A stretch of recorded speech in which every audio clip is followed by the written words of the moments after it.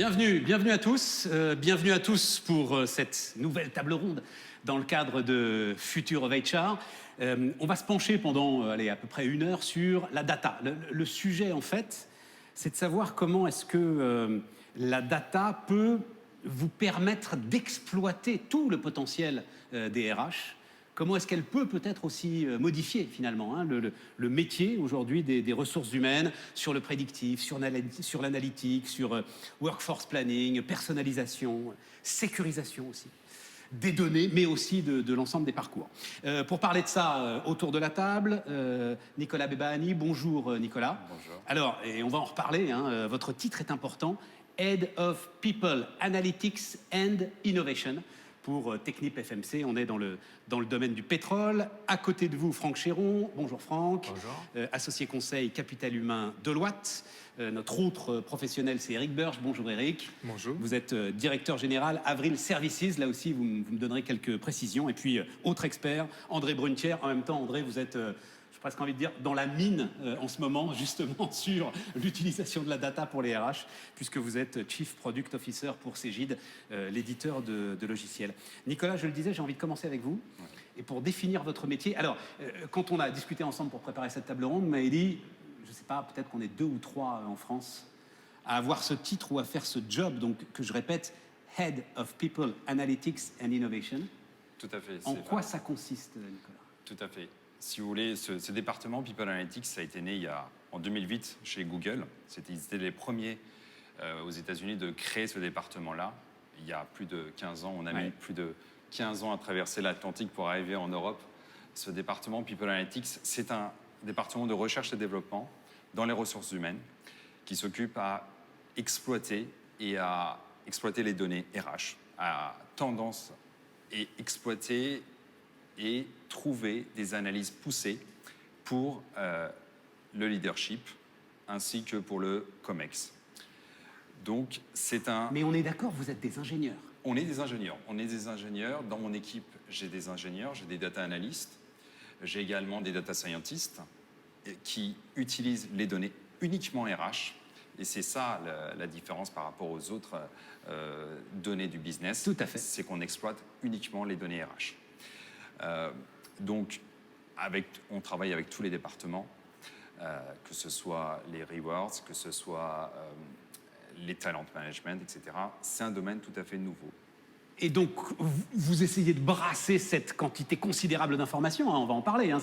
D'ailleurs, ça va être le premier des sujets, c'est la masse de data dont disposent aujourd'hui les entreprises, d'essayer de les raffiner, d'essayer d'en faire quelque chose. Mais vous m'avez dit juste, et on va ensuite évidemment très largement débattre, vous m'avez dit, on est des ingénieurs, dans le monde de RH, il faut quand même se faire accepter. Voilà. Exactement. C'est nouveau, c'est-à-dire on a une équipe, peut-être on est le seul département ingénieur, analyste, où on n'a pas de métier RH. Moi non plus, moi-même, je suis ingénieur de données et je n'ai pas cette expérience RH.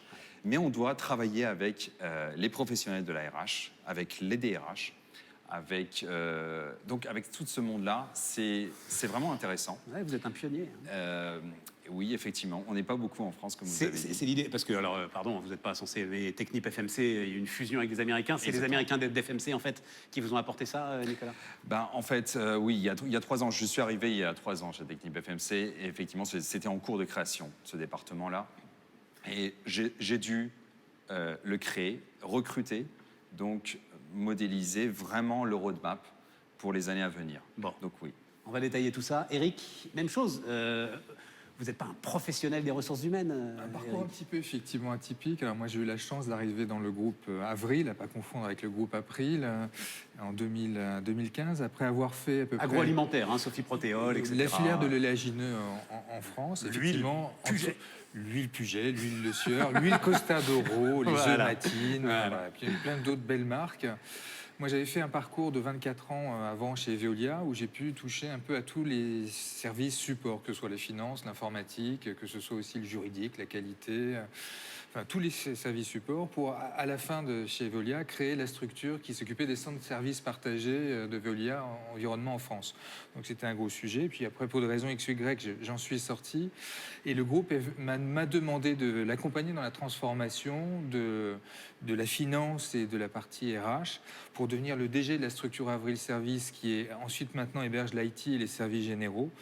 Et puis, il y a peu de temps, ils m'ont demandé de m'occuper de la partie DRH des holdings avec le SIRH sur le monde entier, parce que j'avais cette capacité à la fois de comprendre le 360 degrés, mais d'avoir une certaine appétence aussi, sans être ingénieur, aux informations, à l'IT et aux informations qui existaient, et avec des réflexions, comment les exploiter vis-à-vis de l'ensemble de la DRH. Franck, André, je voulais commencer par là parce que je trouve intéressant que ceux qui portent ces sujets dans l'entreprise aujourd'hui ne soient pas forcément des professionnels de la RH. Qu'est-ce que vous en pensez, Franck ? C'est un vrai sujet, on va en débattre, mais effectivement, l'apport technique versus, on va dire, le rôle parfois administratif des RH fait que derrière, effectivement, on fait appel à des personnes extérieures au monde RH pur. Après, effectivement, à discuter en fonction de qui peut apporter quoi, quand et comment. Et c'est un vrai sujet, enfin, c'est une sorte de marmite, il faut mettre des ingrédients dedans et voir comment on fait la recette. Voilà. Il ne faut juste pas que ça explose. C'est un peu ça le sujet. Ouais. Mais ça montre un point de bascule quand même. Ça montre un point de bascule entre l'apport de ce qui est couramment utilisé dans d'autres métiers, le marketing par exemple, au monde des RH. Comment on peut finalement professionnaliser ou utiliser toute cette tonne de données de RH pour servir les fins d'une entreprise et les fins de résultats d'une entreprise. André ? Je pense en plus que la matière humaine dans une entreprise, c'est tout le monde. Et il n'y a pas autant la direction du marketing. Il y en a quand même qui sont en charge de ça. Justement, c'est une vraie question. Quand on est manager, on est en charge de ses collaborateurs et on a une dimension RH qui est claire. Et je pense qu'il y a justement toute une réflexion aujourd'hui qui est de ne pas dire l'ARH, ça se passe à un endroit et le management, ça serait une fonction purement opérationnelle de releveur de compteur, pour aller vite, pour se dire, non, le développement des personnes, le fait qu'elles se sentent bien là où elles sont, qu'elles peuvent aller évoluer vers autre chose, c'est aussi la préoccupation du manager. Et je pense que ça s'est encore plus révélé dans cette période distanciée qu'on a commencé à vivre depuis 6 mois. Mais alors vous me faites, parce que c'était la fin de cette table ronde normalement, André, c'est-à-dire... c'est pas grave. c'est-à-dire que quand on va tirer notre fil... Oui. Non mais on peut faire un peu de teasing finalement, c'est pas plus mal, mais quand on veut tirer notre fil, on va se dire à quoi servent les RH à la fin. Si les RH sont partout, ça veut dire qu'ils sont nulle part. Ça veut dire qu'il n'y a plus forcément besoin d'un service, ou en tout cas d'une masse de people, qui soit en charge d'apporter une information qui sera disponible à tout le monde. L'informatique est partout, il y a toujours besoin d'une DSI. Parce qu'en fait, dès lors que la compétence s'accroît au sens large, la compétence des gens spécialistes devient de plus en plus forte. Donc c'est aussi comme ça qu'il y a petit à petit une montée du savoir dans l'entreprise.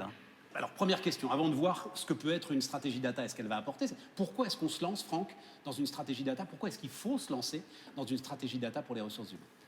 Très bonne question. Merci, il faut répondre maintenant.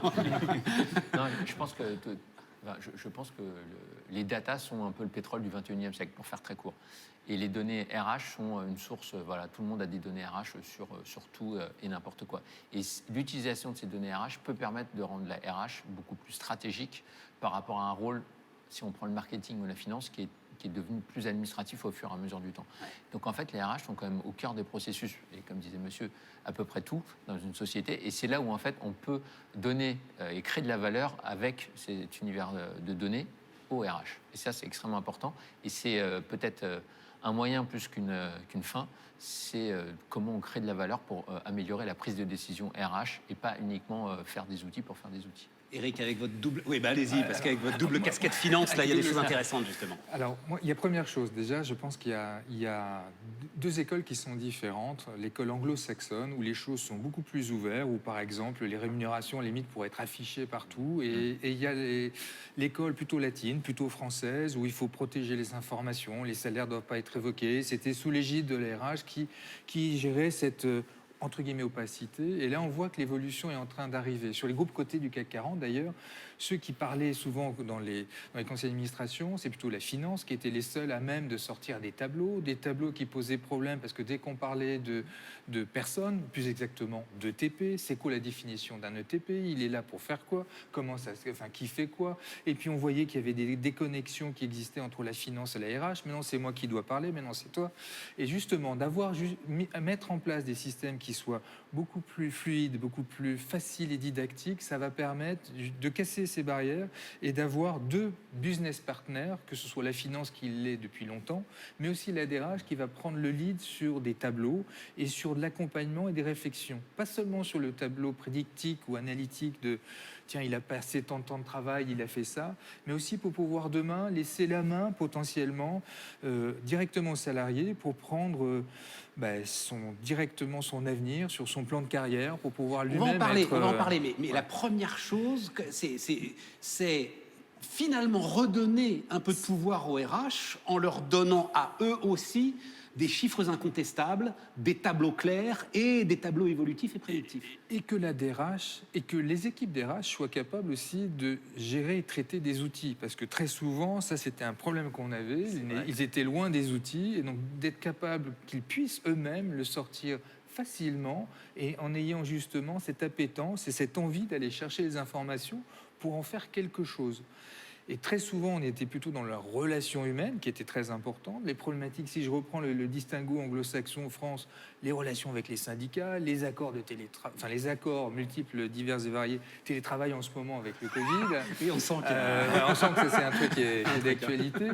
On est sur ces sujets et très peu sur du prédictif, sur de dire, voilà, quelles sont les boîtes aujourd'hui qui sont capables d'identifier, j'ai un nouveau poste, mais tiens, je sais que j'ai cette compétence, non pas en France, mais dans tel pays, et je vais pouvoir peut-être lui en parler, et je vais pouvoir être force de proposition plutôt qu'être dans le curatif et pas suffisamment dans le préventif.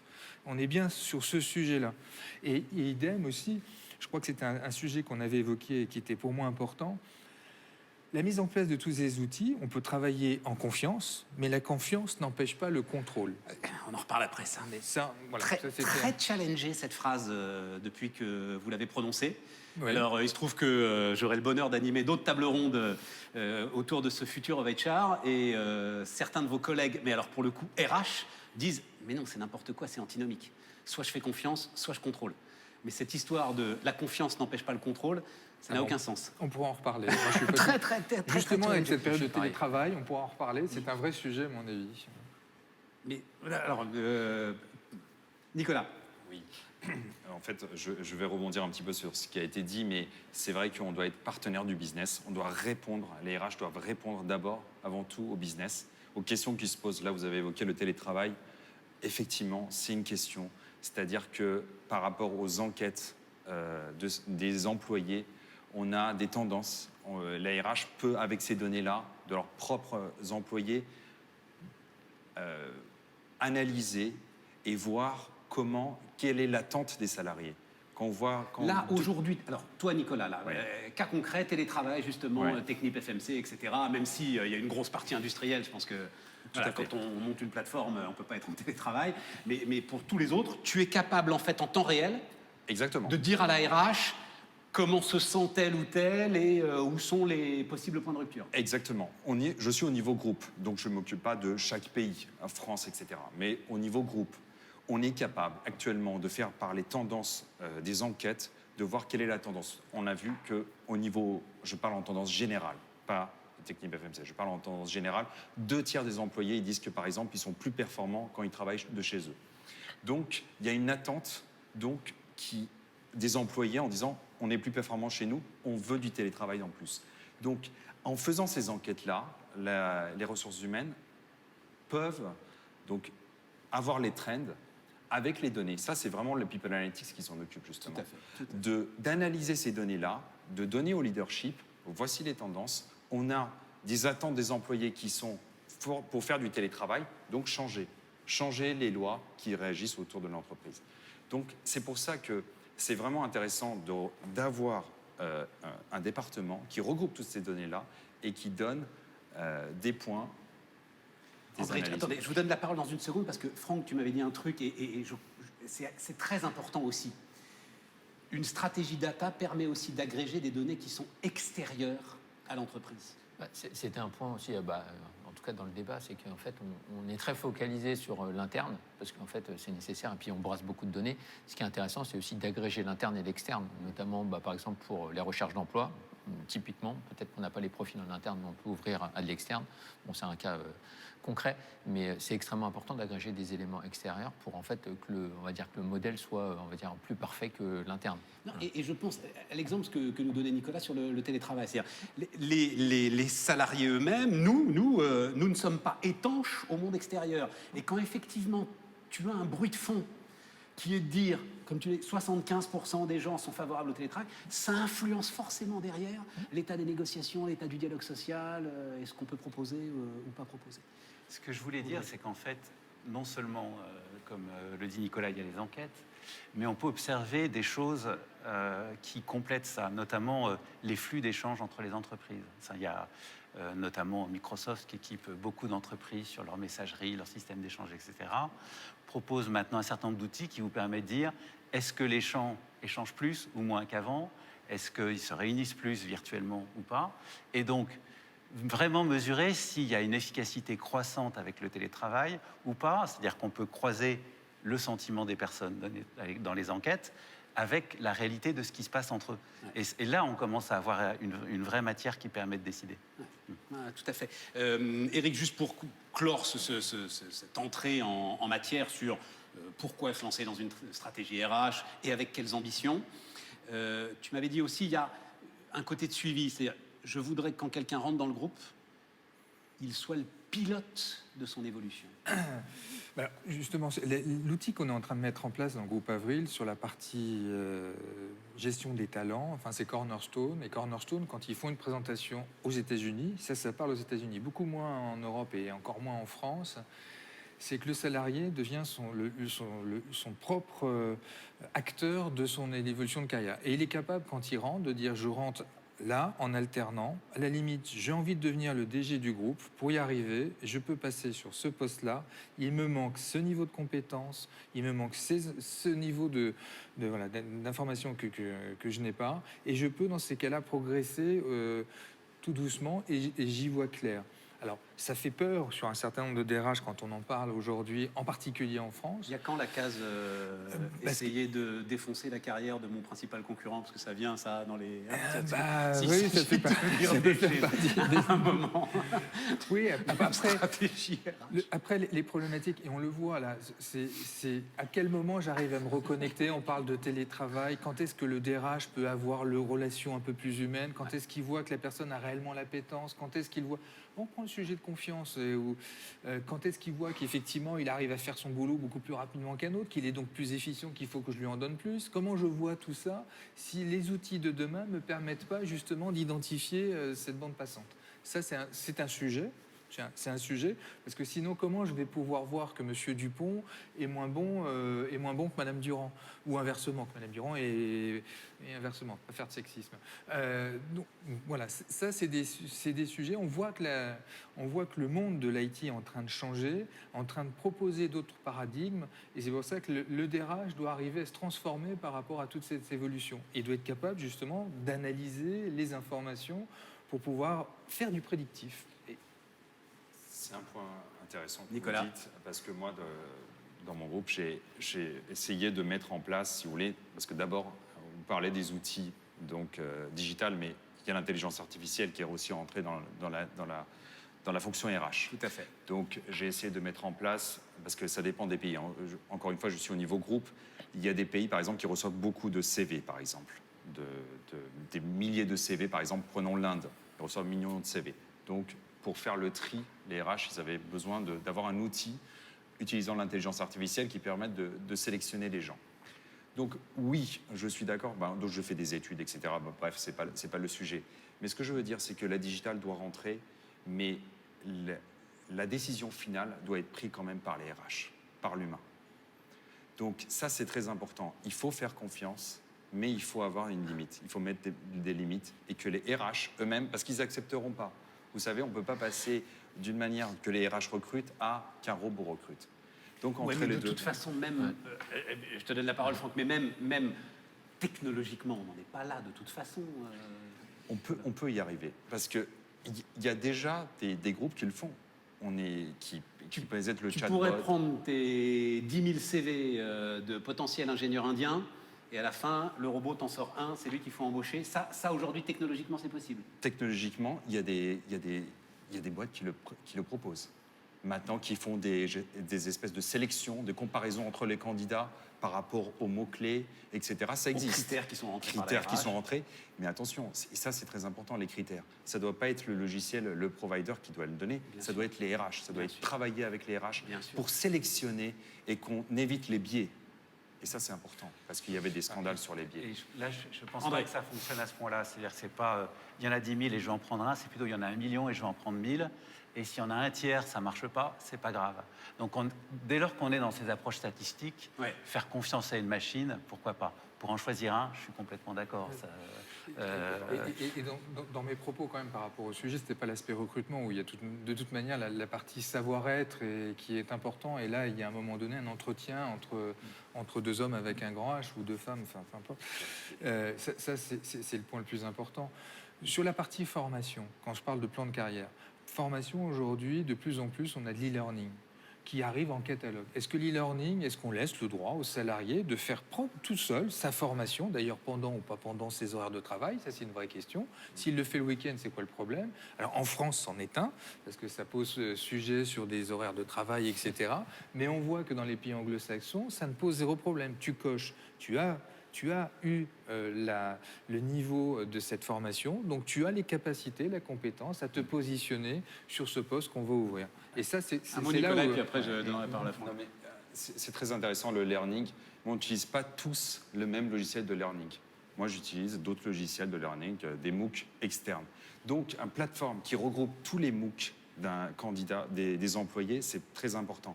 Parce que là, quand on utilise seulement, vous avez donné un provider uniquement un seul, oui, d'accord, vous aurez des insights pour former au futur. Mais par contre, si vous faites d'autres externes, des formations externes, ça ne sera pas pris en compte dans le... Si, parce que le salarié aura la main pour remettre justement les autres, S'il autres le- formations, mais s'il le veut. S'il le veut. S'il est acteur ou Normalement, pas. la réforme de la formation, j'ai mon propre compte, j'ai mon application, j'ai accès aux formations. Ça m'appartient, Nicolas, ça Tout appartient à fait. pas à l'entreprise. Mais vous avez le choix de ne pas le mettre. Oui, dans oui, le bien job sûr. site. Bien sûr. Donc, après, pour le métier que vous voulez postuler, c'est pas forcément... Franck, Non, mais c'est extrêmement intéressant. Et en Bah fait, oui. Peut-être pour synthétiser, en fait, c'est assez marrant, c'est qu'il y a un côté, alors je vais le faire très court, mais techno, il y a un côté expérience collaborateur. Donc, et ça montre très bien le débat. C'est-à-dire qu'il y a un côté techno et un monde RH qui doivent se parler. Et à un moment donné, c'est un projet de transformation. Et c'est exactement ce qu'on dit.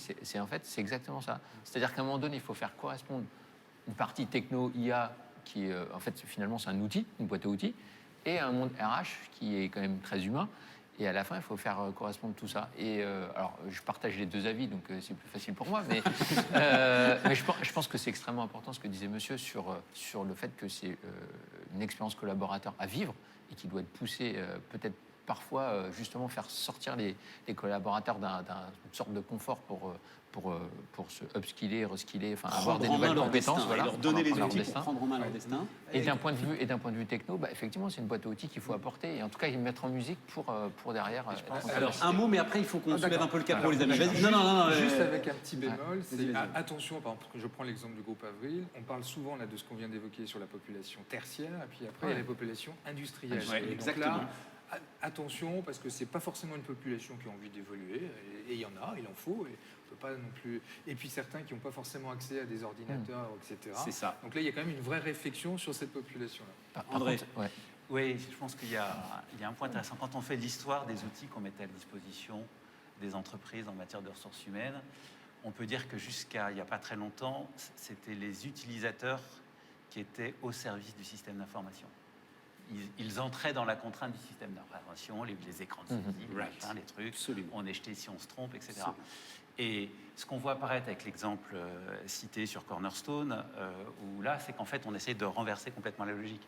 C'est-à-dire que le système d'information, il est à destination de l'utilisateur. il comprend le langage de l'utilisateur, il va comprendre ses questions, il va essayer de l'aider par rapport à ça. Et donc, c'est une vraie transformation de l'usage. Et donc, la transformation digitale dont on parle des entreprises, elle suppose, et on y travaille, aussi la transformation des outils qu'on met à leur disposition. Parce que sinon, à un moment, on va avoir l'impression de se transformer digitalement, mais toujours avec les mêmes vieux machins. Ils seront rejetés de toute façon, Oui, André, aujourd'hui. absolument, Voilà, c'est clair. Ils seront rejetés. Ouais.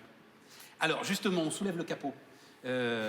Franck, puisque, alors pour le coup, c'est ce que Deloitte fait, c'est-à-dire les étapes d'une stratégie RH data. Ah, RH Data, stratégie. Alors déjà, il faut définir un cadre qui est clair de gouvernance et en tout cas un sponsorship qui est assez élevé pour permettre de diffuser et prendre des décisions potentiellement plus rapidement. Après, l'univers des data, Assez élevé, c'est quoi assez élevé? c'est plutôt en général direction générale pour que Voilà, c'est ça. ça arrive beaucoup plus vite. En tout Parce cas, que ça se ça va- diffuse beaucoup plus Parce vite. que ça va secouer de Oui, toute façon. voilà. Donc, ouais, Mais le vrai enjeu derrière, c'est de diffuser. Enfin, c'est ce qu'on disait, en fait, c'est de diffuser. Donc, à un moment donné, il faut qu'il y ait un sponsorship assez élevé pour qu'on puisse, entre guillemets, diffuser très rapidement. Donc, ça, c'est extrêmement important. Donc sponsorship, ok. Non, mais je rejoins, pardon. Je rejoins, le sponsorship est important, mais aussi le changement de mindset des RH.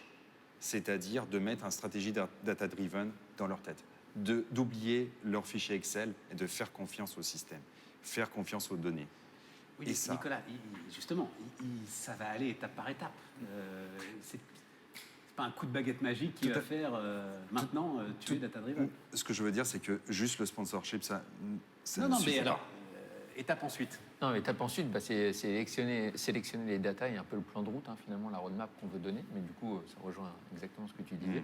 Ouais. Et là, effectivement, il faut être agrégateur en fait de parties prenantes. C'est-à-dire qu'effectivement, il y a les RH, il y a le business et les RH. En fait, tout le monde doit être mis dans un cercle pour sélectionner les données et en tout cas avoir un cadre de gouvernance adéquat. Et à partir de là, on peut définir des scénarios et ces scénarios se transforment finalement en informations. Donc l'information, c'est une source agrégée de données, on va dire, pour faire très simple. Et ces informations se transforment en idées. Et ces idées peuvent se transformer en prise de décision. Et là, en fait, on a bouclé la boucle. Tu vas C'est très simple, vite, Franck. mais voilà. Non, tu vas très vite. Tu vas trop vite. D'accord. Recommençons. On commence donc. La décision est prise. Elle est prise au sommet de l'entreprise. Ok, on y va. Et là, donc, d'abord, définir quelles données exactement on va aller chercher, dans quel but. C'est ça le Exactement. C'est comment on premier définit, chapitre. on agrège les données ensemble et qu'est-ce qu'on veut faire dire à ces données. Donc, typiquement, qu'est-ce qu'on va croiser et quelles sources d'informations on dispose, alors que ça soit en interne ou en externe, donc avec toutes les sources d'informations possibles. Donc là, c'est un deuxième volet qui est les datas et le cadre de gouvernance qui viennent s'articuler. Et ensuite, on Et déroule, ensuite, on déroule, le chemin devant transforme tout le ça. monde, Voilà, exactement. transformant tout ça.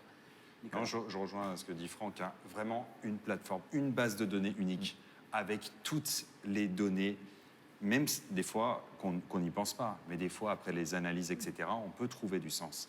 Donc une base de données unique d'abord, ensuite la gouvernance sécuritaire pour les données RH, parce que attention, c'est les données RH, c'est des données des employés, il y a le RGPD qui légifère, etc. Donc c'est très particulier par rapport aux données business. Donc vraiment une base unique avec la gouvernance. Ensuite, on peut passer à l'étape d'après. Sachant ce qui est un point aussi important depuis ces dernières décennies, c'est qu'avant, c'était des outils internes. Et qu'aujourd'hui, c'est plutôt des outils qui sont en mode SaaS et qui sont à la limite avec beaucoup, ce qui perturbe les équipes informatiques et qui a des postes qui hier étaient rattachés à l'IT qui aujourd'hui sont rattachés au métier. Je pense par exemple des postes d'administrateur de l'outil ou de la base. Ouais. Il n'est plus rattaché à l'IT, il n'est plus rattaché à la direction des opérations, il est rattaché directement au métier concerné, que ce soit la finance ou que ce soit la DRH. Moi, j'ai par exemple un administrateur de l'outil, c'est bien l'administrateur d'un point de vue DRH, pas d'un point de vue métier IT. Et donc ça, et qui va devoir parler avec les équipes IT. Et ça, c'est des nouveaux postes qui arrivent, qui n'existaient pas hier, parce que en mode SaaS, l'IT, elle intervient beaucoup moins. Puisque, Mais c'est pour ça. André a commencé en nous disant l'IT est toujours là. La question se pose aussi. Non, il y a des- Mais c'est pas notre débat du jour. Il y a des problèmes d'une vraie complexité quand on dit c'est le rêve, je vais avoir ma base de données unique. Dès lors qu'on a un groupe assez grand, enfin, sauf à ce qu'on a réussi à tout homogénéiser dans son groupe, ce qui est extrêmement rare, il suffit qu'on fasse une acquisition de toute façon pour que ça s'arrête. On a des outils différents, ils appellent les choses pas toujours de la même façon. Et donc, constituer cette base de données unique, des fois, c'est travailler d'abord sur mapper ce que dit chacun, quels sont les synonymes, etc. etc. Je pense que ça mange une partie de votre temps assez importante, Nicolas. Exactement. Et ça, des fois, ça suppose une vraie science de l'information. Alors, on va la trouver dans des équipes de spécialistes. On peut aussi la trouver dans les directions IT. Mais c'est une étape préalable. Et puis, l'autre point, et nous, c'est ce qu'on essaie de faire dans notre lab sur les données, c'est qu'il y a ce qu'on veut chercher, puis il y a ce qu'on cherche parce qu'on n'a pas encore trouvé. C'est-à-dire qu'il y a des pépites à trouver qu'on ne connaît pas encore. C'est-à-dire, et nous, on a cette chance de pouvoir le faire sur des échantillons de données de plusieurs entreprises, puisqu'on concentre justement grâce au SAS et en plus avec un format standard qui est la DSN, 4 millions de DSN par mois. Donc ça permet de comparer des choses. Et on arrive à aller chercher des choses qu'on n'aurait pas imaginées juste en utilisant de la technologie de machine learning. Exemple. Prédire des démissions juste sur les motifs décrits dans une DSN. C'est-à-dire que grosso modo, quand vous prenez un grand échantillon, vous arrivez à savoir pour quel type de données, quand elles se rencontrent, font que quelqu'un a une forte probabilité de démissionner. Et si vous l'appliquez sur les profils d'une entreprise, vous arrivez à définir les gens à risque. Donc ça, c'est des choses que la technologie C'est chaud quand même, non? Moi, je trouve ça. Non, mais moi je trouve ça chaud parce que tu te rends compte, tu mets cette info entre les mains du manager. Ça se trouve, le gars, il va très bien. Simplement, je sais pas, pour une raison X ou Y, il est tombé dans ton croisement de données. Oui. Et le manager a commencé à le regarder bizarrement. Il va dire, mais qu'est-ce qui se passe? Mais qu'est-ce qui m'arrive? Il va commencer à être vigilant, c'est simplement ça. Et aujourd'hui, c'est pas forcément un problème de RGPD parce qu'on peut faire ce travail de prédiction en faisant deux choses qu'on appelle l'anonymisation et le floutage, c'est-à-dire déjà enlever les noms. Et puis ensuite, si les caractéristiques sont trop précises et qu'on peut reconnaître quelqu'un sur les autres caractéristiques, c'est en effacer. Et ça, Là, comment tu prévois la démission si t'as tout non. effacé? on identifie les motifs qui font démissionner et ensuite on l'applique à la base de données d'une entreprise. C'est-à-dire que c'est le DRH, on lui fournit l'algorithme qui identifie les motifs. Et ensuite, c'est à lui de l'utiliser pour voir ce qu'il peut en faire. J'imagine que dans les informations, il y a savoir si je suis marié, si j'ai des enfants, si... Donc là c'est pour ça que j'évoquais... Non, il n'y a pas vraiment ça. Qu'est-ce qu'on retrouve? C'est... depuis combien de temps je n'ai pas été augmenté? C'est quoi mon salaire dans mon département par rapport à la moyenne des salaires des gens, etc. C'est ce genre de choses qu'on a. Et c'est lié au fait qu'on a des très grands échantillons. Mais ce n'est pas l'histoire personnelle de la personne. Non, ce n'est pas vraiment ça. En fait, on détecte les signaux faibles. Oui, Voilà. exactement. On détecte les signaux faibles qui font qu'à un moment donné, ça peut monter. Voilà. Oui, mais enfin, Eric a raison. Est-ce que c'est des signaux faibles internes à l'entreprise qui vous font démissionner ou est-ce que c'est tout votre environnement Et puis la question, est-ce que les signaux faibles sont pas volontaires ou pas? Mais ça c'est d'autres Ça veut dire quoi, réflexions. sont pas volontaires? Volontaires parce que l'économie nous empêche de faire des augmentations de salaire. Bah oui, il n'est pas augmenté depuis, mais c'est la vie. Et puis, Oui, tant mais à ce pis, moment-là, ou- c'est pas mal que vous ayez une alerte. Non mais alerte, Oui, si je puis me permettre sur les aspects Si salaires, tu les augmentes pas, les collègues. cette alerte elle est connue. Après sur d'autres sujets, là où je rejoins monsieur, c'est sur les benchmarks. Il se passe quoi dans un autre BU, dans un autre pays? Ouais. Quels sont les comparatifs? Mais là pour le moment on n'y est pas du tout en France. C'est-à-dire, je reprends le sujet, les salaires ils sont tellement protégés, cachés de tout le monde. Avant que quelqu'un ait l'information il va l'avoir de son collègue à côté, mais sinon, l'information, elle est difficile à atteindre pour quelqu'un. Enfin, où ça va être très au compte-goutte, ou alors il va aller chercher, et à partir du moment où il cherche, à un moment donné, ça se voit et on sait. Et là, dans ces cas-là, on réagit. Mais donc, pour en revenir aux premières étapes et aux premiers sujets, ce que tu disais tout à l'heure, c'est-à-dire, qu'est-ce qu'un ETP, par exemple? Il faut définir ça, en fait, dans l'ensemble de ta base de données. C'est loin d'être une évidence. Absolument. Ouais, voilà. Je pense que si à tous les cas on se pose la question, je pense qu'on n'aura pas la même définition. C'est validé empiriquement. Avec la crise, par Ça exemple. veut dire quoi, valider empiriquement? Plein de groupes pendant la crise se sont posé la question combien j'ai de TP dans le monde, par exemple. Ouais. Personne n'est capable de le dire J'en en sais temps rien. réel. Je pense, en tout cas, j'ai 1000, 1200, 1201, personne ne sait. C'est intéressant hein, parce qu'on brocarde l'éducation nationale sur l'idée, on ne sait pas combien. Mais en fait, toutes les grandes entreprises sont logées exactement à la même Ouais. enseigne. Ouais. Nicolas, tu sais combien tu as de TP pour Technip Oui, FMC? j'espère. Oui. Il a dit oui, j'espère. Si vous ne l'avez pas entendu, il a dit oui, Évidemment, j'espère. évidemment, on sait. Mais après, ça dépend d'un référentiel. Là, vous posez la question de référentiel dans les données. Surtout quand on est dans un grand groupe, il faut un référentiel. On ne peut pas avoir le nombre de permanents, etc. N'est pas pareil quand on prend le nombre de permanents. La définition de nombre de permanents par rapport à pays diffère. Donc, il faut un référentiel unique pour le groupe, une fois qu'on a défini les référentiels uniques, là, on peut faire des analyses. C'est ça. Donc, ça veut Mais dire- Vas-y. Non, je t'en prie. Parce que pour moi, dans le TP, il y a intérimaire, il y a potentiellement consultant, et ça veut dire qu'aujourd'hui, dans votre entreprise, vous les gérez les trois catégories, salariés, consultants et intérimaires, et en ayant justement cette capacité à voir tout le monde. Bah oui, en fait, D'accord. ça dépend des analyses que vous faites. Mais après, parce qu'il y a des analyses qui sont faites sur les permanents, il y a des analyses qui sont faites sur les contractuels, etc. Donc ça dépend des définitions des référentiels choisis et qui est totalement arbitraire et ça dépend de chaque entreprise. Ça veut dire, le truc important, c'est que c'est au RH, pour le coup, de définir ces catégories, ces référentiels. C'est des catégories et c'est des référentiels RH, purement RH. Alors, pardon. Oui et non, je reprends mon ancienne Vas-y, casquette de vas-y. financière.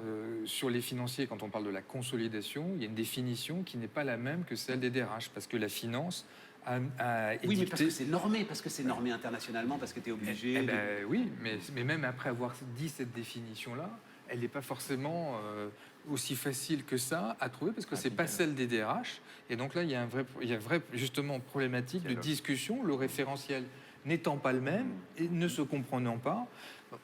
On se retrouve avec quelqu'un qui est à temps partiel, je le compte quoi à temps, mais c'est un contrat à temps partiel, il est 1 ou il est 80%? S'il y a quelqu'un qui est en congé maternité, il est 1. Et après, on continue. La finance, elle dit, elle compte, il est dans les effectifs, donc je le compte. Les DRH, mais non, il n'est pas là. Donc on peut avoir ce type d'écart qui nécessite de faire ce qu'on appelle des bridges, des ponts entre la définition de l'un et la définition de l'autre, et puis surtout de bien expliquer comment je passe de l'un à l'un.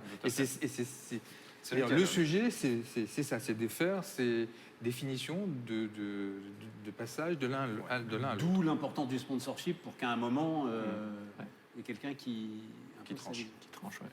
Et il vaut mieux prendre quoi? Il vaut mieux prendre la définition de la finance ou la définition des RH? Elles n'ont pas vocation à faire la même chose. Oui, Il y en c'est a ça, un qui fait un conso financier et l'autre qui va faire un bilan social. Il y en a un qui va être plutôt sur les analystes financières et l'autre qui va être plutôt sur les syndicats ou d'autres analyses RH. Donc on n'est pas du tout sur les mêmes approches. Et Donc c'est pas du tout le même... sous la notion très André. générique du nombre de personnes qui travaillent pour ma boîte, en fait, il y a peut-être 10 définitions avec 10 usages différents. Et les 10 définitions ont un sens en tant que tel. Il faut être sûr de l'usage qu'on met en face. C'est juste ça. Et donc c'est une pure illusion que de réconcilier les deux finalement. Si, elle le sera le jour où les deux maîtriseront bien le sujet et auront bien expliqué le bridge entre les deux. Voilà. Et là, ça se passera très bien. Parce que, enfin, on est au cœur de ce que peut apporter une stratégie data dans une entreprise. Nicolas, tu me disais, l'optimisation de la workforce, savoir qui est exactement sur quelle tâche. Est-ce que pour tel projet, j'ai besoin d'aller chercher à l'extérieur ou en fait, j'ai en interne telle ressource sous-emploi. C'est ça ton premier boulot? Entre autres. Entre autres. Mais effectivement, de voir d'abord les compétences internes à l'entreprise. Et là, on parle vraiment dans le cas de workforce, planning, etc. Exactement. Donc, mais People Analytics, ça ne se résume pas non plus non seulement à cette partie de workforce planning. C'est pas la plus importante de tes parties? C'est pas la plus importante. Non, parce que en fait, People Analytics regroupe. Parce qu'au départ, c'est vrai que RH Analytics, c'était uniquement workforce planning. Mais là, on est, comme vous dites, quand on a des discussions, on parle de vraiment regroupement de toutes les données RH. Et là, on va parler du recrutement, du onboarding, donc des recrutements des employés, les formations, ensuite le mobilité. Donc ça regroupe vraiment l'ensemble. Alors, je vais poser la question différemment. Est-ce que c'est pas là, dans le workforce planning, que tu as tes fameux KPIs qui sont toujours le problème de l'ensemble des fonctions support et qui permettent à ce moment-là de justifier ton existence et les investissements? Oui, effectivement. Il y a les tableaux de bord en direct, c'est-à-dire d'avoir le poumon, d'avoir l'état actuel de l'entreprise à l'instant, le journalier. Parce qu'avant, on était dans un outil qui permettait de nous voir mensuellement, etc. Là, avec les outils, avec le dashboard, avec le reporting en live, on sait à l'heure actuelle qui, à l'instant T, on a le workforce actuellement et prédire dans les prochains mois, dans les futurs mois, qui va partir. Pouvoir les remplacer. Il y a les fixed termes qui vont rester, qui vont partir. comment on va les remplacer, quels sont les profils, quels sont les profils actuels et comment est-ce qu'on peut les matcher, leurs compétences, pour pouvoir les remplacer. Donc vraiment, le People Analytics, c'est au centre des données RH de l'entreprise. Puis, je pense qu'il y a deux choses très différentes entre comprendre ce que je suis et ce que je vais être et comprendre les leviers qui me permettent de changer ça. C'est-à-dire qu'on ne va pas chercher du tout la même chose. C'est-à-dire que l'analytique sert beaucoup à comprendre ce que je suis, et c'est une étape incontournable, mais ce n'est pas parce que j'ai compris ce que j'étais que je sais quoi faire pour être quelqu'un de différent. Il faut forcément aller chercher ça ailleurs. Les leviers ne sont pas forcément dans l'analyse. Et donc, il y a tout ce travail-là, et là, on va justement aller chercher des signaux faibles. On va aller chercher du comparatif avec l'extérieur, etc. Et je pense qu'il faut effectivement mener ces deux analyses en parallèle. Mais la data peut te donner des leviers. Parce que alors là, pour le coup, je comprends. Enfin, pour moi, c'était effectivement un état des lieux le plus précis possible. On l'a vu, un état des lieux qui pouvait être évolutif, enfin branché en direct avec ce qui se passe dans l'entreprise. Mais alors après, te donner une stratégie de changement, non, ça c'est... Elle ne va pas me donner une stratégie de changement, mais elle va éclairer la pensée de ceux qui doivent la concevoir. Ouais, c'est ça. Parce que ça leur donne matière à réflexion. Donc, Franck. Vas-y, allez. Non, en fait, on a le temps. ce qui est important, c'est de dire que finalement, aujourd'hui, la stratégie data, elle donne une photo. Et en fait, si on veut construire un film, en fait, on met plusieurs stratégies data dans le temps. Et en fait, il faut quand même écrire un scénario. Donc, à un moment donné, il faut bien transformer tout ça. Et ça, c'est extrêmement important à avoir en tête. Et je pense que c'est une trajectoire qu'il faut avoir en tête. Éric. Moi, j'ai entendu parler tout à l'heure de fichiers Excel. Alors, dans un groupe où il y a aussi de l'industriel, aujourd'hui, les DRH, les RH passent du temps de dingue à réconcilier les éléments variables pour les envoyer dans la paye. Il n'y a pas, en tout cas dans mon groupe, mais je pense qu'il y en a d'autres. Et là, on parle vraiment de la gestion des temps. Et la gestion des temps, il y a beaucoup de managers qui s'appuient sur le RH, qui va faire le tampon sans comprendre les impacts que ça peut avoir, que de faire venir quelqu'un à tel moment, lui donner telle prime, quel impact ça va avoir sur son budget et gérer son planning. Donc là, c'est des sujets où justement, le DRH demain ne devrait plus passer du temps à regarder ces éléments. Ça devrait être pris par des managers avec des outils adaptés, qu'ils comprennent aussi. Donc là, il y a une vraie conduite de changement, mais au tout début, que ce soit avec les internes ou avec les intérimaires. Les intérimaires, en tout cas sur du monde industriel, c'est un sujet qui est compliqué à rapprocher. J'ai utilisé un intérimaire, il m'envoie une facture de X. Est-ce que c'était réellement ça? Et aujourd'hui, il y a encore beaucoup de DRH qui passent du temps à faire ce type de rapprochement. C'est pas leur métier. Et donc, c'est bien en amont. Là, on voit aussi. Et la data va permettre d'avoir... Alors, en France, on parle d'annualisation. D'éviter de payer des heures supplémentaires, d'éviter de faire travailler les gens là, pendant des périodes où il n'y a pas assez de travail. On fait ce qu'on appelle l'annualisation, et ça nécessite d'avoir des outils qui soient d'abord pris en main, compris et complètement appropriés par les opérationnels et pas par les RH qui sont aujourd'hui, qui font le pompier et qui passent beaucoup trop de temps sur des fichiers Excel de rapprochement, etc. Tout à fait. Moi, je rejoins Nicolas. un petit peu l'avis, c'est-à-dire moi ce que j'appelle l'analytics adoption. Avant, il y avait quelque chose de... C'est-à-dire l'analytic adoption par les RH d'abord, mais aussi par les managers et par les métiers. Voilà. D'abord, si les RH, ils arrêtent d'utiliser les Excel, c'est très bien, je ne suis pas contre, mais ils utilisent le système, ils utilisent les outils d'abord. Petit à petit, ils envoient, au lieu d'envoyer le fichier Excel, ils disent au manager, regarde l'outil, regarde l'analyse d'outils. Donc, si vraiment d'abord l'analytics adoption est d'abord fait par les RH, les managers vont suivre. Ouais. Et du coup, la stratégie data va englober toute l'entreprise. Mais je pense qu'on sent bien cette évolution. Pour la réussir, à mon avis, je dirais qu'il faut faire comme ce qu'on a vécu en tant que consommateur dans l'aérien. C'est-à-dire le jour où on nous a dit « tu t'occupes toi-même de ta carte d'embarquement ». Donc ça faisait du boulot en moins pour la compagnie. Mais l'avantage pour le voyageur, c'était que je peux choisir 2 jours à l'avance la place où je serai assis. Je pense qu'il faut qu'on ait cette relation donnant-donnant dans la relation qu'on va avoir entre le manager proximité et le système. Si je suis juste là parce que l'ARH fait plus le boulot, si ça m'apporte des infos, si ça me permet de défendre plus facilement des recrutements parce que justement il y a un état analytique. Je trouve ça génial comme exemple. Ouais. Parce que j'y pensais pas en fait. Non, mais c'est vrai, c'est absolument génial. Je veux un équivalent dans l'entreprise. Exactement. Oui, mais donne-le-moi. Donne-moi un exemple. Qu'est-ce que peut être l'équivalent de je vais prendre un exemple simple, c'est défendre une demande de recrutement. défendre une demande de recrutement quand je suis un manager proximité. Je vois d'habitude faire des tonnes et tonnes d'argumentaires, me faire mes tableaux Excel à moi qui vont être différents de ceux de la RH, et à la fin, obtenir un go ou un no-go. Si on dit, si tu alimentes le système partagé et qu'on peut effectivement faire ensemble sur la base de chiffres sur lesquels, dès le départ, on est d'accord, l'analyse de ta productivité, l'analyse de tes besoins, la fluidité de la demande de recrutement, tu vas y gagner 50% du temps, là, il va acheter. Moi, je pourrais prendre un autre sujet Vas-y, qui est vas-y. compliqué en France, c'est la gestion des congés payés. Ou qui est un acte managériel que d'accepter ou de refuser. Bonjour la valeur ajoutée. Si j'avais un outil qui me permettait moi-même, quand je vais poser mes congés, ben non, ça ne sert à rien que je lui demande là, j'ai bien vu que ça ne passera pas. Donc je vais le poser un autre moment. Et voire même, limite, l'outil me conseille l'endroit où je peux le faire ou pas le faire. Ça éviterait de mettre le manager en situation pénible et ça ferait profiter aux salariés de dire voilà, j'y vais dessus, à la limite, ça va être signé automatiquement parce que j'ai vu que je pouvais le faire. Ce serait du gagnant-gagnant. Là, c'est un problème franco-français. Parce que à Partout dans l'international, le monde, on dépose ses congés sur des on plateformes. dépose. Mais après, la validation est beaucoup plus simple. On n'a pas besoin de signer de papier ni rien. Après, il y a les logiciels, etc. C'est pareil comme le télétravail. Le télétravail aux États-Unis, etc., c'est beaucoup plus avancé que chez nous. Là, c'est avancé parce qu'il y a la pandémie. Donc, il y a des choses... Il ne faut pas mélanger le problème franco-français avec le problème au niveau global. Oui, mais enfin, là, malheureusement... Alors, là, pour faire le CRH, je suis partout. On Nous a le sommes même ici en problème France. de congés payés en Italie, en Allemagne, en Angleterre. Aux États-Unis, j'entends peut-être, mais alors sur les pays européens, cette problématique, elle existe partout. Alors, et Mais ça l'outil... paraît...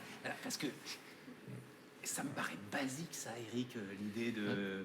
Enfin, c'est une application toute bête, même des applications dont nous on sait Non, mais au quotidien celle de qu'on a calendrier. aujourd'hui, on a ce qu'on appelle des portails pour des poses de congés. C'est-à-dire que je demande à mon manager, je lui fais une demande. Elle ne passe plus par papier, je lui l'envoie. Il voit que j'ai fait une demande à tel moment. Et donc, il valide. J'ai plus de papier. Mais je suis quand même obligé d'aller lui demander. Et vu que je ne sais pas, à la limite, si ça pose un problème avec l'équipe, puisque j'ai pas de vision sur le planning de tout le monde, bah, je vais faire ma demande ne sachant pas si ça pose le problème là.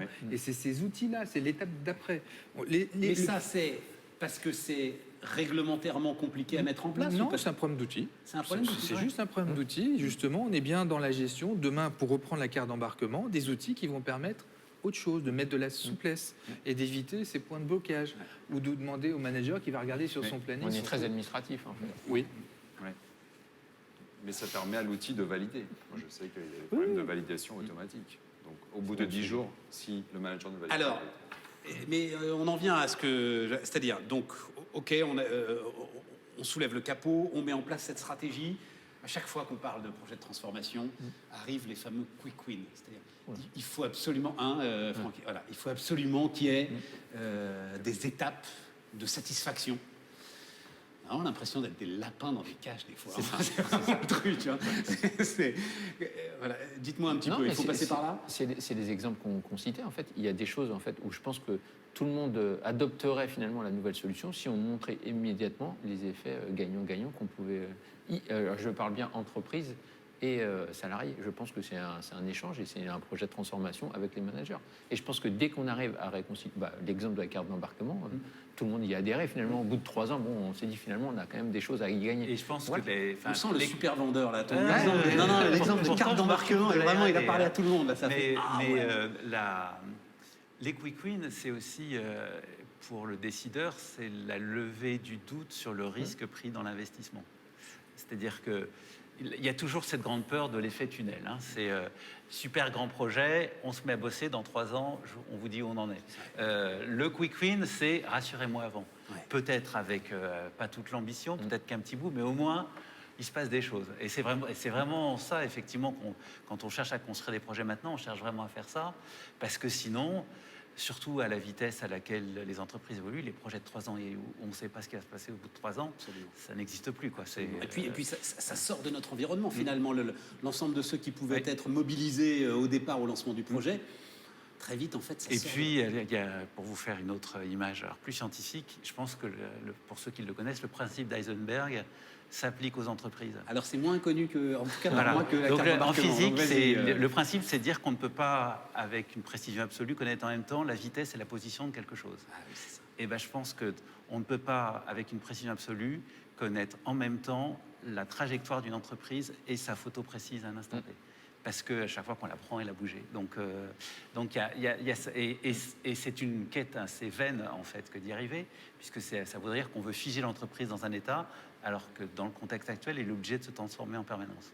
Donc, ça veut dire qu'il faut se focaliser sur la trajectoire. Il faut se focaliser sur la trajectoire et tout l'intérêt du travail sur le prédictif. C'est-à-dire que savoir à peu près ce que je suis aujourd'hui, c'est très bien, mais surtout, ça m'emmène où et c'est quelle probabilité que ça aille là, que ça aille là, et qu'est-ce que je peux faire pour agir là-dessus.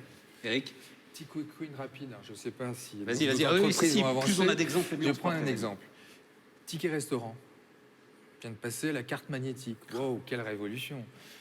Ticket restaurant sur lesquels... Ça, c'est autre chose, c'est le problème des rentes et du manque de concurrence de oui, l'ensemble du non, mais secteur. papier. Donc on passe de Bien papier sûr. à une carte. Bon, alors déjà le papier, les RH perdaient un temps dingue. Alors, au contrario, ils étaient obligés de voir les gens tout le temps. Mais enfin, bon, on va leur ajouter très faible. Aujourd'hui, discussion qu'on a avec ceux qui proposent la carte magnétique, très rapidement, demain, ils vont nous faire la fourchette. C'est-à-dire que je vois que vos salariés vont manger régulièrement à tel endroit, vous allez pouvoir discuter avec le restaurant ou discuter autrement, puisque je vais être capable de vous donner des analyses. Donc ça, c'est intéressant. Ça permettrait de voir justement comment je peux négocier les choses, comment je peux, avec un petit restaurateur dans le coin, comment je peux amener du bien-être. À la limite, juste en négociant le prix, sans que ça me coûte plus cher, et tout le monde est content.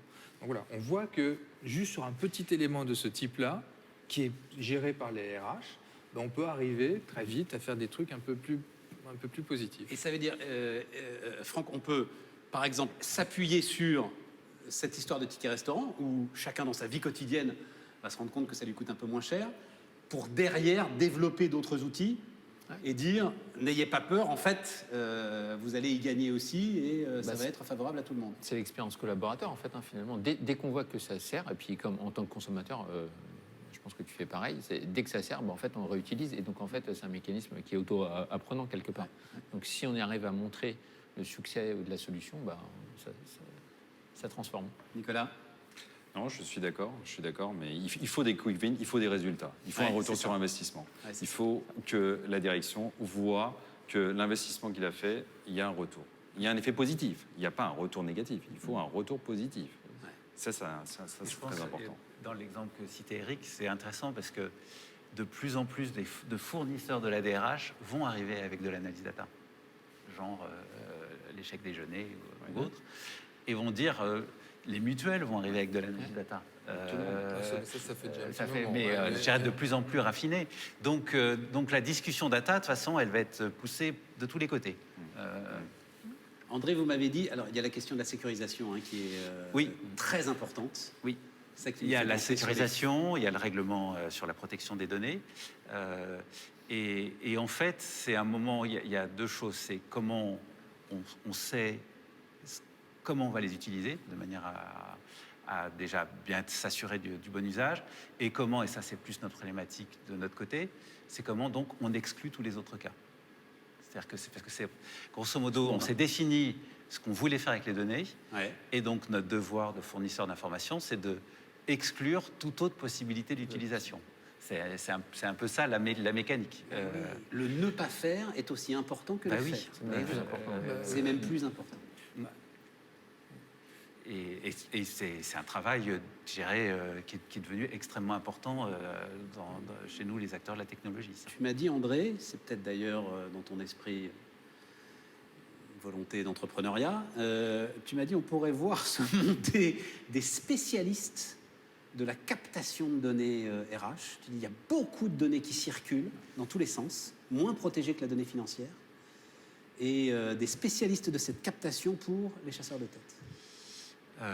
Oui, je pense que il y a déjà LinkedIn qui fait beaucoup de choses pour analyser l'adéquation entre des profils et des postes. Pour toutes ces analyses prédictives de démission, elles se font sur une donnée à laquelle on peut d'une façon ou d'une autre accéder sous forme anonymisée autour des DSN, même de l'open data, etc. Donc effectivement, il peut y avoir cet aspect-là. Et je ne serais pas surpris que demain, des chasseurs de tête viennent avec une proposition où il y a de l'analyse data des données et ils disent je vais vous trouver des gens parce que je sais où il y a de l'affinité à partir dans tel ou tel secteur, etc. etc. Et c'est pour dire qu'une fois de plus, côté RH, on va vivre avec des gens qui vivent avec les data. Ouais, c'est ça, c'est important. On va vivre avec des gens qui vivent avec les datas, donc vous n'arrêterez pas la marée avec la serpillière. Quoi. Ne pensez pas que vous passerez à côté. Si vous passez à côté, elle vous passera dessus. C'est ça le truc. Une très belle image. MacArthur. Malheureusement, ça a donné des trucs pas Ouais. géniaux. Voilà. L'utilisation qu'il a faite de la serpillière Voilà. ensuite n'était pas bonne. Mais il y a un concurrent de Deloitte, je ne le citerai pas, qui a mis des millions d'euros pour avoir justement des analyses de données et faire du big data. Moi, j'ai été bluffé de ce qu'ils étaient capables de faire. Hein. C'est-à-dire en l'espace d'une semaine, de nous montrer où les personnes s'étaient connectées, juste en leur donnant le groupe Avril, point barre. Ils nous ont ramené les informations, voilà, ce que faisaient les gens, où est-ce qu'ils étaient connectés, où est-ce qu'ils avaient fait ci, où est-ce que vous avez fait ça. C'est quand même... t'as le droit de faire ça quand effectivement une entreprise est attaquée et pour essayer de s'assurer de qui peut... Légitime défense, alors. Oui, donc ça c'est des choses qui sont possibles quand il y a une attaque, quand il y a des problématiques de fraude, quand il y a... Bah oui, il faut qu'on se protège. Hein, donc, Puis, Franck. il y a beaucoup de données qui sont quand même externes à l'entreprise aussi. Hein. On parlait de LinkedIn notamment, mais dans LinkedIn, il y a à peu près tout. Enfin, maintenant. Donc en fait, en croisant 3-4 bases de données, je pense qu'on est capable effectivement de rationaliser beaucoup de choses. Sur une entreprise précise. Sur une entreprise ou même sur un individu qui travaille dans une entreprise. André. C'est pas de la science-fiction d'un point de vue technologique, cela l'est d'un point de vue droit, mais aujourd'hui, par rapport à la reconnaissance biométrique, c'est-à-dire que quand je vous mon PC le matin, c'est la caméra qui reconnaît mon visage. On pourrait très bien imaginer un outil analytique qui dit à un DRH, en moyenne, tes gens aujourd'hui font la gueule ou pas. C'est pas difficile. C'est vraiment techniquement, c'est pas difficile. Sentiment analyse, ça Ouais, existe. c'est En fait, en revue de performance, vous pouvez très bien prendre la photo de la personne et savoir si elle exprime un bien-être, un mal-être. Vous vous rendez compte? bah oui, mais Non, c'est non. notre réalité. Hein. Non, mais non. D'un justement, point c'est de pas vue notre technologique. réalité. non, là c'est pas Non, notre parce que, réalité. et puis ça aurait aucun sens. Parce qu'à partir du moment où tu sais que cette mesure peut être prise en compte, alors tu la fausses. Alors, tu vas faire un grand sourire à chaque fois que tu vas c'est ton PC, tout tu vois. l'espoir. C'est Ouais, tout alors, l'espoir D'où l'importance des soft skills aussi. Ouais. Et ça vraiment, ouais. Effectivement, parce qu'il n'y a pas que le CV, il n'y a pas que le matching des candidats. De plus en plus d'entreprises, ils vont vers les soft skills. alors, on s'éloigne un peu, c'est passionnant, mais on s'éloigne un tout petit peu du truc. Je voulais, Nicolas, concrètement, des gains substantiels, des exemples précis de gains précis pour le groupe Technip FMC de l'ensemble de votre stratégie de People Analytics. Écoutez, le gain, c'est dur à mesurer. C'est dur à mesurer de dire vraiment ce qui a été... Comme je le disais, il y a, dans différents départements, on a une stratégie data-driven. Donc, la mesure, c'est avoir des KPI, des résultats des KPI précis. On est arrivé à l'automatiser. Donc, d'avoir des KPI précis en live, d'avoir la situation de l'entreprise, des effectifs, des tendances, au niveau des profils, du learning, etc., en temps réel. Donc, je ne dirais pas qu'on est mature. On est parti de loin, on est arrivé à une certaine développement, parce que c'était un People Analytics, c'est long. Ce qu'il faut savoir, comme vous disiez, qu'on débattait tout à l'heure, c'est un projet de 3 ans, ou même moins. On ne peut pas avoir des quick wins rapidement sur des données, surtout RH, c'est nouveau. Donc, on a, donc ce que j'ai fait avec les départements, bien sûr avec les RH, de pouvoir mesurer, d'avoir donné des KPI précis de l'entreprise à chaque instant. C'est quelqu'un qui veut un statistique précis, on est capable, mon département est capable de le donner. Donc déjà, c'est une grande avancée. On est parti de fichiers Excel, on est arrivé à des tableaux de bord qui sont dynamiques et qui sont réels. Donc déjà à ce niveau-là. En termes de recrutement, on a parlé. On a fait des... Et même s'il y a des projets qu'on a fait, des expérimentales, c'est quand même, je pense, très bien. Parce que ça nous permet, un People Analytics, c'est ça aussi, c'est d'être proactif, de voir le futur, voir les trends qu'il y a et d'expérimenter le onboarding. Là, on est avec le Covid, on a vu, j'ai en tête quelque chose, c'est-à-dire d'expérimenter les jobs virtuels. Moi, j'ai recruté quelqu'un sur le job virtuel. Il y a des entreprises, C-Cube, etc., qui font du job virtuel, dating, vraiment recruter les candidats virtuellement. Avec, D'accord, du job dating virtuel. Exactement. Tout à fait. Donc, À distance. 100%, vous mettez vos créneaux, etc. Ouais. Donc, il faut être aussi un petit peu, prévoir le futur aussi, avec les tendances qu'on a actuellement. À cette question, c'est plutôt souvent c'est les financiers qui demandent toujours voilà, ce projet, c'est quoi le ROI, c'est Exactement. quoi les retours sur investissement. Toujours. Quand on parle de certains sujets, et les mêmes financiers qui ne demandent pas le retour sur investissement quand ils vont mettre le même outil comptable pour le groupe. Hein, donc, Si, aussi quand même. un petit peu. Mais bon. si, bah oui, tu sais. Et voilà, bon, je pense que déjà, ce qui est important, c'est que ça améliore la valeur ajoutée, la qualité de travail, ça limite les risques. Alors, c'est pas de l'économie, c'est de la non-paiement de charges ou non-paiement dans le cas d'un contrôle URSSAF, parce que justement, j'aurai des outils qui seront bordés et je le ferai proprement, je ne paierai pas de contrôle URSSAF. Ne pas payer de contrôle URSSAF, ce n'est pas avoir des syndicats qui disent vous nous avez volé, c'est des inspecteurs du travail qui disent vous l'avez fait proprement. Et tout ça, ça a des effets collatéraux qui sont difficiles de mesurer.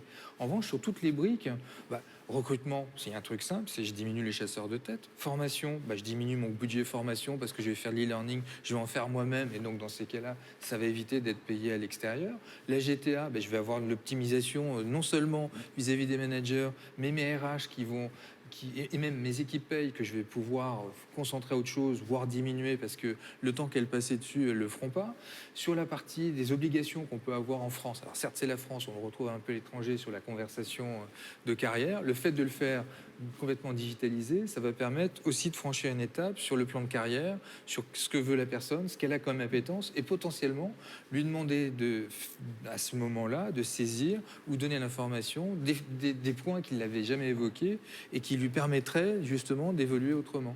Et tout ça, ça permet de limiter un turnover. Un turnover, ça a un coût, et puis on reboucle avec le recrutement.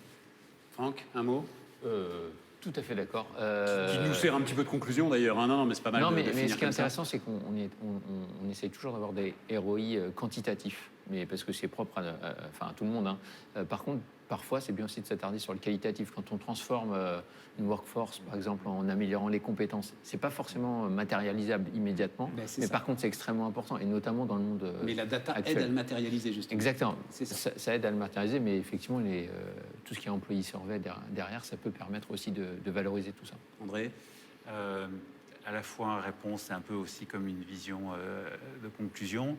Je pense que le fait d'apporter de la donnée, ça va permettre de partager beaucoup de connaissances, notamment au sein du corps managérial. Et je pense par rapport à la transformation du métier de RH, il va y avoir une première évolution qui est de passer de je sais à je sais quoi faire de cette connaissance. C'est-à-dire maintenant, je vais aller aider le manager pour, maintenant qu'on partage une information ensemble, y compris avec du benchmarking extérieur, c'est OK, très bien, mais déjà comment le comprendre, parce que moi je ne suis pas un spécialiste, et qu'est-ce que j'en fais? Et je pense que s'il y a cette évolution de la relation entre les responsables RH et les managers dans ce sens-là, ça je pense que c'est déjà un gros gain dans le fonctionnement des entreprises.